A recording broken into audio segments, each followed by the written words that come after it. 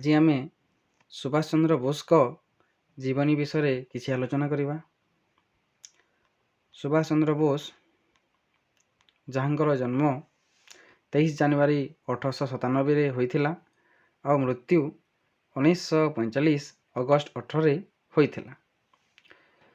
ସୁଭାଷ ଚନ୍ଦ୍ର ବୋଷ ଯାହାକୁ କି ସମସ୍ତ ଦେଶବାସୀ ନେତାଜୀ ଭାବେ ଜାଣନ୍ତି, ସେ ଭାରତର ଜଣେ ଅଗ୍ରଣୀ ସ୍ୱାଧୀନତା ସଂଗ୍ରାମୀ ଥିଲେ। ଓଡ଼ିଶାର ବୀରପୁତ୍ର ସଂଗ୍ରାମୀ ସୁଭାଷ ଚନ୍ଦ୍ର ବୋଷଙ୍କର ଜନ୍ମ କଟକର ଓଡ଼ିଆ ବଜାରରେ ହୋଇଥିଲା। ତାଙ୍କ ପିତାଙ୍କ ନାମ ଥିଲା ଜାନକୀନାଥ ବୋଷ।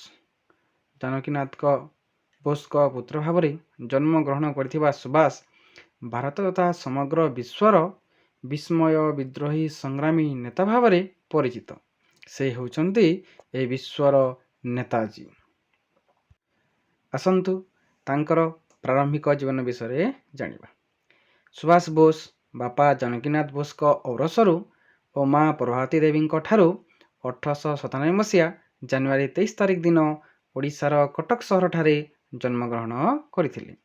ତାଙ୍କ ପିତା ଥିଲେ ଜଣେ ଆଇନଜୀବୀ। 14 ଭାଇ ଭଉଣୀଙ୍କ ମଧ୍ୟରୁ ସେ ଥିଲେ ନବମ ସନ୍ତାନ।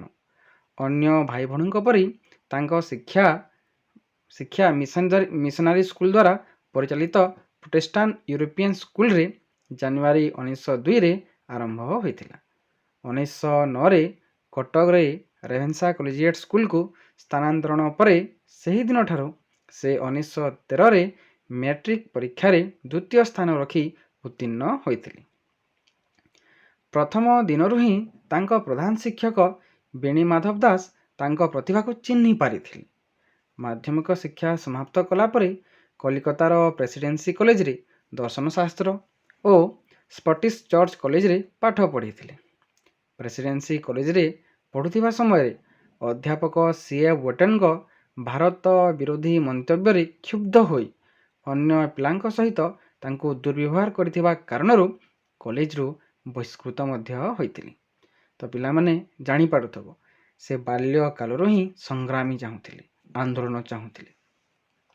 1919 ମସିହାରେ ପିତାଙ୍କ ବାଧ୍ୟବାଧକତାରେ ବିଲାତ ଯାଇ 1920 ମସିହାରେ ICS ପରୀକ୍ଷାରେ ଚତୁର୍ଥ ସ୍ଥାନରେ ଉତ୍ତୀର୍ଣ୍ଣ ହୋଇଥିଲେ। 1921ରେ ICSର ତାଲିମ ନେଉଥିବା ବେଳେ ଭାରତରେ ଅସହଯୋଗ ଆନ୍ଦୋଳନ ଚାଲିଥିଲା। ତେଣୁ ସେ ସେହି ଅସହଯୋଗ ଆନ୍ଦୋଳନରେ ଯୋଗ ଦେବା ପାଇଁ ଭାରତକୁ ଚାଲି ଆସିଥିଲେ। ଏଠାରେ ଜାଲିଆନାୱାଲାବାଗ ଲେଖା ହେଇଛି, କିନ୍ତୁ ସେଇଟା ହେଉଛି ଭାରତ ଛାଡ଼ ଆନ୍ଦୋଳନ। ସୁଭାଷଙ୍କର ମାତାଙ୍କ ନାମ ଥିଲା ପ୍ରଭାବତୀ ଦେବୀ। ସେ ଥିଲେ ଧାର୍ମିକ ଦେବପ୍ରାଣ। ସୁଭାଷ ମାତାଙ୍କର ଧର୍ମ ଭାବରେ ବିଶେଷ ଭାବରେ ପ୍ରଭାବିତ ହୋଇଥିଲେ। ମାତା ଯେହେତୁ ଶ୍ରୀ ଶ୍ରୀ ଠାକୁର ରାମକୃଷ୍ଣ ପରମହଂସଙ୍କର ଭକ୍ତ ଥିଲେ, ସେଥିଲାଗି ବାଲ୍ୟକାଳରେ ମାତା ପ୍ରଭାତୀ ଦେବୀ ସୁଭାଷକୁ କେବଳ ଠାକୁର ରାମକୃଷ୍ଣଙ୍କର ସମ୍ପର୍କିତ ବିଷୟବସ୍ତୁ କଥା କହି ପ୍ରଭାବିତ କରିଥିଲେ। ଅର୍ଥାତ୍ ସୁଭାଷଙ୍କ ମାତା ତାଙ୍କୁ ଧାର୍ମିକ ଭାବନାରେ ଅନୁପ୍ରାଣିତ କରିଥିଲେ ବାଲ୍ୟକାଳରୁ ହିଁ। ନେତାଜୀ ସୁଭାଷଙ୍କର ଜନ୍ମ ଯଦିଓ ଓଡ଼ିଶାରେ ହୋଇଥିଲା, ତାଙ୍କର ପିତା ଜାନକୀନାଥ ବୋଷଙ୍କର ଅସଲରେ ଜନ୍ମସ୍ଥାନ ହେଉଛି ପଶ୍ଚିମବଙ୍ଗର 24 ପ୍ରଗଣା ଜିଲ୍ଲାରେ। ସୁଭାଷଙ୍କର ପିତା ଜାନକୀନାଥ ଥିଲେ ଜଣେ ବିଶିଷ୍ଟ ଆଇନଜ୍ଞ। ତେଣୁ ଆଇନ ବ୍ୟବସାୟ ତାଙ୍କର ପ୍ରଧାନ କର୍ମ ଥିଲା। ସେ ସେତେବେଳେ କୌଣସି କାରଣରୁ ଜାନକୀନାଥ କଟକ ଆସନ୍ତି। କଟକର ଐତିହାସିକ ପରିବେଶ ତାଙ୍କୁ ବହୁତ ଭାବରେ ଆକୃଷ୍ଟ କରିଥିଲା। ତେଣୁ ସେ କଟକରେ ହିଁ ତାଙ୍କର ଆଇନ ବ୍ୟବସାୟ ଆରମ୍ଭ କରିଥିଲେ ଓ କଟକରେ ତାଙ୍କର ପରିବାର ସହିତ ରହିଥିଲେ। ତା ଛଡ଼ା ଏହି ସମୟରେ କଟକ ତଥା ଓଡ଼ିଶା ଥିଲା ବଙ୍ଗଳା ପ୍ରେସିଡେନ୍ସିର ଗୋଟିଏ ଅଂଶ। ତାପରେ ଆମେ ପଢ଼ିବା, ସୁଭାଷ ବୋଷ ଯେତେବେଳେ ବଙ୍ଗଳାରେ ପାଠ ପଢ଼ୁଥିଲେ, ସେଠାରେ ତାଙ୍କର ପ୍ରିୟ ବନ୍ଧୁ ଦିଲ୍ଲୀପ ରାୟଙ୍କ ସହିତ ସାକ୍ଷାତ ହୋଇଥିଲା। ଦିଲ୍ଲୀପ ରାୟ ସୁଭାଷ ଚନ୍ଦ୍ର ବୋଷଙ୍କର ସବୁଠାରୁ ଜୀବନରେ ମୁଖ୍ୟ ବନ୍ଧୁ ବା ବେଷ୍ଟ ଫ୍ରେଣ୍ଡ ଥିଲେ। ଯେତେବେଳେ ବି ସୁଭାଷ କୌଣସି ସଙ୍କଟମୟ ପରିସ୍ଥିତି ବା ଅସୁବିଧାର ସମ୍ମୁଖୀନ ହେଉଥିଲେ, ସେ ତାଙ୍କର ପ୍ରିୟ ବନ୍ଧୁ ଦିଲ୍ଲୀପ ରାୟଙ୍କ ସହ ପରାମର୍ଶ ନେଉଥିଲେ। ସେ ତାଙ୍କ ପରାମର୍ଶ କ୍ରମେ ଗୃହଠାରୁ 90 କିଲୋମିଟର ଦୂର ଯିବା ପରେ କୃଷ୍ଣନଗରରେ ଜଣେ ବନ୍ଧୁଙ୍କ ଘରେ କିଛି ଦିନ ରହିଥିଲେ। ସେଠାରେ ସେ ନଦୀ କୂଳରେ ଜଣେ ସନ୍ନ୍ୟାସୀଙ୍କୁ ଭେଟିଥିଲେ। ଦିନେ ସୁଭାଷ ସନ୍ନ୍ୟାସୀଙ୍କ ଉଦ୍ଦେଶ୍ୟରେ କହିଲେ ଯେ ମୁଁ କିଭଳି ଭାବେ ନିର୍ଭୀକ ହୋଇକି ଦେଶର ସେବା କରିପାରିବି। ଏହା ଶୁଣି ସନ୍ନ୍ୟାସୀ କହିଲେ ଯେକୌଣସି କାର୍ଯ୍ୟକୁ ସଫଳ କରିବାକୁ ହେଲେ ପ୍ରଥମେ ମନକୁ ସଂଯତ ଓ ଦୃଢ଼ ଭାବରେ ତୋଳିବାକୁ ହୁଏ, କିମ୍ବା ଏସବୁ ପାଇଁ ତୁମକୁ ଜଣେ ଗୁରୁଙ୍କ ଶିଷ୍ୟତ୍ୱ ଗ୍ରହଣ କରିବାକୁ ପଡ଼ିବ। ଏହା ସେହି ସନ୍ନ୍ୟାସୀ ସୁଭାଷ ବୋଷଙ୍କୁ କହିଥିଲେ। କିନ୍ତୁ ପରଦିନ ସନ୍ନ୍ୟାସୀ ସେହି ସ୍ଥାନ ପରିତ୍ୟାଗ କରି ଚାଲି ଯାଇଥିଲେ। ଫଳରେ ସେ ସୁଭାଷ ବୋଷ ନିରାଶ ହୋଇ ଗୁରୁ ଖୋଜିବା ପାଇଁ ସେଠାରୁ ବାହାରି ବହୁତ ଦିନ ବୁଲିଲେ। ଅନେକ ବାଧାବିଘ୍ନର ସମ୍ମୁଖୀନ ହୋଇ ଶେଷରେ ଘରକୁ ଫେରି ଆସିଥିଲେ ଏବଂ ପୁନର୍ବାର ପାଠପଢ଼ାରେ ମନ ଦେଇଥିଲେ। ଏହିପରି ଭାବେ 1915ରେ ସେ BA ଦର୍ଶନ ବିଦ୍ୟା ଅନର୍ସରେ ପାଠପଢ଼ା ଆରମ୍ଭ କରି କଲେଜରୁ ହିଁ ରାଜନୀତି ଆରମ୍ଭ କରିଦେଇଥିଲେ। ସେ ସର୍ବପ୍ରଥମ କଲେଜ ନିର୍ବାଚନରେ ଠିଆ ହୋଇ ୟୁନିୟନ ନେତା ଭାବରେ ନିର୍ବାଚିତ ହୋଇଥିଲେ। ଏହା ଥିଲା ତାଙ୍କର ରାଜନେତା ହେବାର ପ୍ରଥମ ପାହାଚ। ତାପରେ ପିଲାମାନେ ତାଙ୍କର ଛାତ୍ର ଜୀବନ ବିଷୟରେ ଟିକେ ଏଠି ପଢ଼ିବା। ନେତାଜୀଙ୍କୁ 5 ବର୍ଷ ସମୟ ଅର୍ଥାତ୍ 1902 ମସିହାରେ ତାଙ୍କ ପିତା ଜାନକୀନାଥ ପ୍ରାଥମିକ ଶିକ୍ଷା ନିମନ୍ତେ କଟକ ପ୍ରୋଟେଷ୍ଟାଣ୍ଟ ସ୍କୁଲଠାରେ ନାମ ଲେଖାଇଥିଲେ। ସେଠାରେ ସୁଭାଷ ଜଣେ ମେଧାବୀ ଛାତ୍ର ଭାବରେ ସୁନାମ ଅର୍ଜନ କରିଥିଲେ। ସେହି ସମୟରେ ପ୍ରୋଟେଷ୍ଟାଣ୍ଟ ସ୍କୁଲର ନିୟମ ଅନୁସାରେ ଭାରତରେ ଜନ୍ମଗ୍ରହଣ କରିଥିବା ଛାତ୍ର ଯେତେ ଅଧିକ ନମ୍ବର ରଖି ଉତ୍ତୀର୍ଣ୍ଣ ହୋଇଥିଲେ ମଧ୍ୟ ସେମାନଙ୍କୁ ବୃତ୍ତି ବା ଚାକିରି ଦେବା କ୍ଷେତ୍ରରେ ପାତର ଅନ୍ତର ପ୍ରଥା ଅବଲମ୍ବନ କରାଯାଉଥିଲା। ତାହା ହିଁ ସୁଭାଷଙ୍କ ମନରେ ବିଦ୍ରୋହତା ଆଣିଦେଇଥିଲା। ପିତା ସୁଭାଷଙ୍କର ମନ କଥା ବୁଝି ସୁଭାଷଙ୍କର ଶିକ୍ଷାକୁ ଦେଶୀୟ ହିସାବରେ ଶିକ୍ଷାଦାନ ଦେବା ନିମନ୍ତେ 1909 ମସିହାରେ ପରବର୍ତ୍ତୀ ଶିକ୍ଷା ବ୍ୟବସ୍ଥା ରେଭେନ୍ସା କଲେଜିଏଟ୍ ସ୍କୁଲରେ ନାମ ଲେଖାଇଥିଲେ। 1908 ମସିହା ଅଗଷ୍ଟ ମାସ 11 ତାରିଖ ଦିନ ଖୁଦିରାମଙ୍କୁ ଇଂରେଜ ସରକାର ଫାଶୀ ଦେଇଥିଲେ। ସୁଭାଷଙ୍କ ପ୍ରତି ଏହାର ଗଭୀର ପ୍ରଭାବ ପଡ଼ିଥିଲା। ଛାତ୍ର ଜୀବନରେ 1911 ମସିହାରେ ସୁଭାଷ ହେଲେ ବିଶ୍ୱବିଦ୍ୟାଳୟର ଶ୍ରଦ୍ଧାର ପାତ୍ର। ଜଣେ ଦକ୍ଷ ସଂଗଠକ ସୁଭାଷ ବୋଷଙ୍କ ଦ୍ୱାରା ଖୁଦିରାମଙ୍କର ସ୍ମୃତି ବାର୍ଷିକ ପାଳନ କରାଗଲା। ପୁନଶ୍ଚ 1911 ମସିହା ଅଗଷ୍ଟ ମାସରେ ରେଭେନ୍ସା କଲେଜିଏଟ୍ ସ୍କୁଲ ଛାତ୍ରାବାସରେ ଚୁଲି ଜଳାଗଲା ନାହିଁ, ଅର୍ଥାତ୍ ରନ୍ଧନ ମଧ୍ୟ ହେଲା ନାହିଁ। ସମସ୍ତେ ଉପବାସ ରହି ତାହା ପାଳନ କରିଥିଲେ। ସ୍ମୃତି ସଭାରେ ସୁଭାଷଙ୍କ ବକ୍ତୃତା ସମସ୍ତଙ୍କୁ ମର୍ମସ୍ପର୍ଶୀ ବା ହୃଦୟସ୍ପର୍ଶୀ ହୋଇଥିଲା। ସେଦିନ ସୁଭାଷ ତାଙ୍କର ସମସ୍ତ ଛାତ୍ରବନ୍ଧୁଙ୍କୁ ଉଦ୍ବୋଧନ ଦେଇ କହିଥିଲେ, ଦେଶର ଲୋକମାନଙ୍କୁ ଦେଶାତ୍ମକ କରିବାକୁ ହେଲେ ସେମାନଙ୍କୁ ଦେଶାତ୍ମକ ଧର୍ମରେ ଦୀକ୍ଷିତ କରିବାକୁ ହେବ।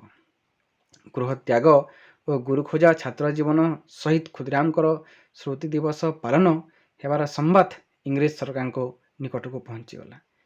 ସେ ସମୟରେ ସେଥିପାଇଁ ତାଙ୍କର ଶିକ୍ଷକଙ୍କୁ ବଦଳି ହେବାକୁ ପଡ଼ିଥିଲା। ତାପରେ ପଢ଼ିବା ପିଲାମାନେ କିଭଳି ଗାନ୍ଧିଜୀଙ୍କ ସହିତ ସୁଭାଷଙ୍କର ସାକ୍ଷାତ ହୋଇଥିଲା। ସୁଭାଷ ବୋଷ 1921 ମସିହା ଜୁଲାଇ 16ରେ କେମ୍ବ୍ରିଜ ପରିତ୍ୟାଗ କରି ବମ୍ବେ ଆସିଥିଲେ। ସେ ଯେଉଁ ଜାହାଜରେ ଆସୁଥିଲେ ସେ ଜାହାଜରେ ରବୀନ୍ଦ୍ରନାଥ ଟାଗୋର ମଧ୍ୟ ଭାରତକୁ ଆସୁଥିଲେ। ତାଙ୍କ ସହ ଆଲୋଚନା କରି ସେ ଜାଣିଥିଲେ ଯେ ନିଜେ ରବୀନ୍ଦ୍ରନାଥ ଗାନ୍ଧିଜୀଙ୍କର ଆନ୍ଦୋଳନ ପ୍ରତ୍ୟାହାର ନୀତିକୁ ସମର୍ଥନ କରୁଥିଲେ। ସେ ବମ୍ବେରୁ ଓହ୍ଲାଇ ମହାତ୍ମା ଗାନ୍ଧୀଙ୍କୁ ସାକ୍ଷାତ କରିବାକୁ ଯାଇଥିଲେ। ସେତେବେଳେ ଗାନ୍ଧିଜୀ ଥିଲେ ବାସ୍ତବରେ କଂଗ୍ରେସର ଅପ୍ରତିଦ୍ୱନ୍ଦ୍ୱୀ ଓ କର୍ଣ୍ଣଧାର। ମାତ୍ର 1914 ମସିହାରେ ଭାରତକୁ ଫେରି ଆସିବା ସମୟରେ ଦକ୍ଷିଣ ଆଫ୍ରିକାରେ ପାର୍ଲାମେଣ୍ଟ ବିରୁଦ୍ଧରେ ଭାରତୀୟମାନଙ୍କ ଅଧିକାର ସୁରକ୍ଷା ଆଣିବା ନିମନ୍ତେ ସତ୍ୟାଗ୍ରହ ଦ୍ୱାରା ସଫଳ ହୋଇଥିଲେ। ସେତେବେଳେ ଗାନ୍ଧିଜୀ ବମ୍ବେର ମଣିଭବନରେ ବସବାସ କରୁଥିଲେ। ସେଠାରେ ସେ ସ୍ୱାଧୀନତା ସଂଗ୍ରାମର ପରିକଳ୍ପନା କ'ଣ ଏବଂ ରୂପାୟନ ସମ୍ପର୍କରେ ସ୍ପଷ୍ଟ ଧାରଣା କ'ଣ ତାହା ଜାଣିବାକୁ ପାଇଲେ। ସେ ସମୟରେ ସୁଭାଷ ଚନ୍ଦ୍ର ବୋଷ ଗାନ୍ଧିଜୀଙ୍କୁ ଅନେକ ପ୍ରଶ୍ନ ପଚାରିଥିଲେ। ତାଙ୍କର ପ୍ରଶ୍ନ ଥିଲା ଯେ କିଭଳି ଆଉ କେଉଁ ଉପାୟରେ ଗୋଟିଏ ବର୍ଷ ମଧ୍ୟରେ ଭାରତ ସ୍ୱାଧୀନତା ପାଇବ। ଗାନ୍ଧିଜୀ ସ୍ପଷ୍ଟ ଭାବରେ ଉତ୍ତର ଦେଇଥିଲେ ଏହା ଅସମ୍ଭବ। ସେଠାରେ ସୁଭାଷ ବୋଷ ଗାନ୍ଧିଜୀଙ୍କୁ ଅନେକ ଗୁଡ଼ିଏ ପ୍ରଶ୍ନ ପଚାରିଥିଲେ, କିନ୍ତୁ ସୁଭାଷ ତାର ସନ୍ତୋଷଜନକ ଉତ୍ତର ପାଇପାରିନଥିଲେ। ତେଣୁ ଗାନ୍ଧିଜୀ ସୁଭାଷ ବୋଷଙ୍କୁ କହିଥିଲେ କି ତୁମେ କଲିକତାକୁ ଯାଇ ଚିତ୍ତରଞ୍ଜନ ଦାସଙ୍କ ସହିତ ସାକ୍ଷାତ କର। ଏହା ଥିଲା ସୁଭାଷ ବୋଷ ଓ ଚିତ୍ତରଞ୍ଜନଙ୍କ ପ୍ରଥମ ସାକ୍ଷାତ। ଆଉ ଏହାପରେ ସୁଭାଷ ବୋଷଙ୍କ ରାଜନୈତିକ ଗୁରୁ ହୋଇଥିଲେ ଚିତ୍ତରଞ୍ଜନ ଦାସ। ତାପରେ ପଢ଼ିବା କିଭଳି ସୁଭାଷ ଚନ୍ଦ୍ର ବୋଷ ଗୋଟେ ସ୍ୱରାଜ ଦଳ ଗଠନ କରିଥିଲେ। ଏଇଟା 1924 ମସିହାର କଥା। ସେ ସମୟରେ କଲିକତାରେ ପୌରସଭା ନିର୍ବାଚନ ହୋଇଥିଲା। ଏଥିରେ ଦେଶବନ୍ଧୁ ଚିତ୍ତରଞ୍ଜନ ଦାସ ମେୟର ହୋଇଥିଲେ ଓ ଶହୀଦ ସୁରାବନ୍ଦୀ ଡେପୁଟି ମେୟର ହୋଇଥିଲେ। ଏହିପରି ଭାବରେ ଆମେ ଦେଖିବା ସୁଭାଷ ଚନ୍ଦ୍ର ବୋଷଙ୍କ ରାଜନୈତିକ ଜୀବନ ଆରମ୍ଭ ହୋଇଥିଲା ଏବଂ 1924 ମସିହାରେ ସେ କଲିକତାର ମେୟର ହୋଇପାରିଥିଲେ। ତେଣୁ ଯେତେବେଳେ ସେ ମେୟର ହେଲେ ଇଂରେଜ ବିରୋଧୀ କାର୍ଯ୍ୟକ୍ରମମାନ ଆରମ୍ଭ କରିଥିଲେ। ତେଣୁ ସୁଭାଷକୁ 1924 ଅକ୍ଟୋବର 25ରେ ଗିରଫ କରାଯାଇଥିଲା।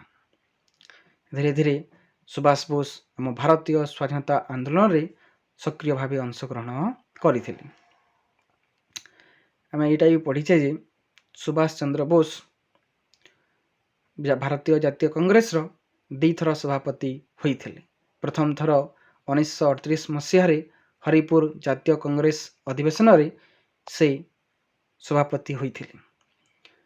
1939 ମସିହାରେ ସେ ପୁଣି ଥରେ ସଭାପତି ପାଇଁ ନିର୍ବାଚିତ ମଧ୍ୟ ହୋଇଥିଲେ।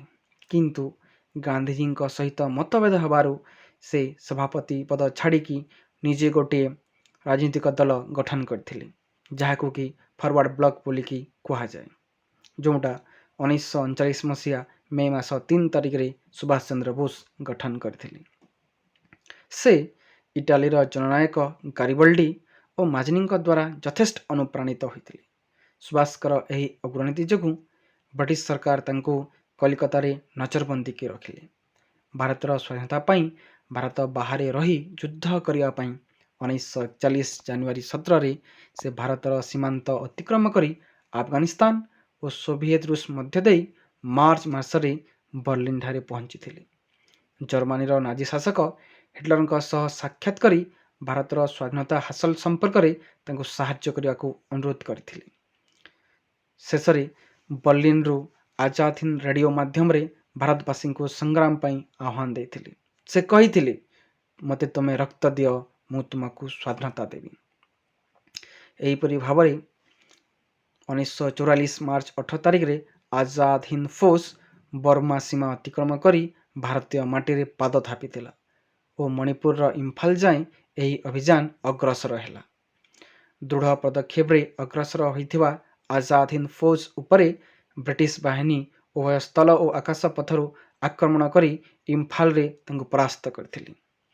ଆଉ ତୁମେମାନେ ଜାଣିଥିବ ସେହି ବର୍ଷ 1945 ମସିହା ଅଗଷ୍ଟ 18 ତାରିଖରେ ସୁଭାଷ ଚନ୍ଦ୍ର ବୋଷଙ୍କର ବିମାନ ଦୁର୍ଘଟଣାରେ ମୃତ୍ୟୁ ହୋଇଥିଲା। ସେ ଦେଶ ପାଇଁ ଅନେକ କିଛି କରିଯାଇଥିଲେ।